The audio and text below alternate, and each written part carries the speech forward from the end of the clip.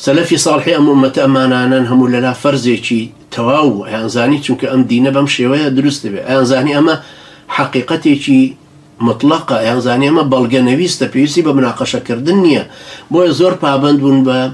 هاوريزيوة بكوملكاريوة ب هست كردن بانتماء أمتكوا جختيان لي أكردو بردوام يكتريان لسر تشجيع كرد اگر یەکێک دوور بکەوتایەتەوە ڕۆژە لە ڕۆژان بیان بینایە لەگەڵ کۆمەڵەکەیان نەماوە پێیان سەیرە بوو وەکو سەحابیەک سەلەمەی کوڕی ئەکواعی بینی ڕزای خوای لێبێ لە ناو عەرابایە وتی ها سەلەمەی کوڕی ئەکواع ئەوە چییە بوویتەوە بە ئەعرابی چونکە سەلەمەی کوڕی ئەکواع ڕزای خوای لێبێ ئیمان و هیجرەت و جیهادەکەی کردبوو ئەیانی چی تۆ بوویتەوە بە ئەعرابی ئەعرابی بوون بەدەوی بوون نیە عەزیزانی من ئەعرابی بوون ئەشەما مەسەی جامعە بێ و ئەعرابی بێ أشياء قيادي بزوتنوي إسلامي بيبو ولا مكتب عسكري بو بأسا عربي بي يعني دواي إيمان وهجرة وجهادك قراوته بي كم آستي إيمانك فقط ظاهرك قبولك مسلمان معه بويا أبيني أم سلف ويا وران تابعينيش بردوام أمان كردو كسلامي كوري أكو عيبيني وتي أو بويتو بعربي تنا بيغمر إخوة عليه الصلاة والسلام رقاي داوك بيم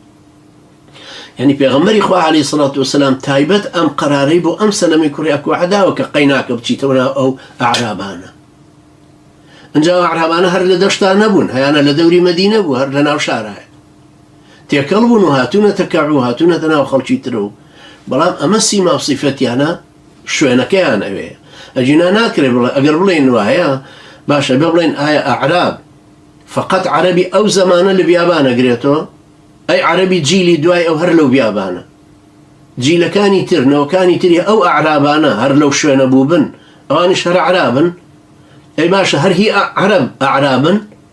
أي كردك نايبة بأعراب أي لنا وراستي إيرانا لصحراء لود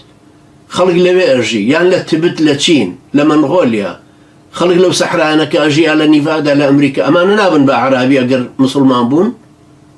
كوابون مسلمان بون كعلاقيه بس انتماكو تسليم بون بحاكمية وهجرة وجهادك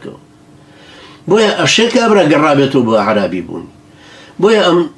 صحابي أنا جابيني أو ده تأكيد يعني ليه كردو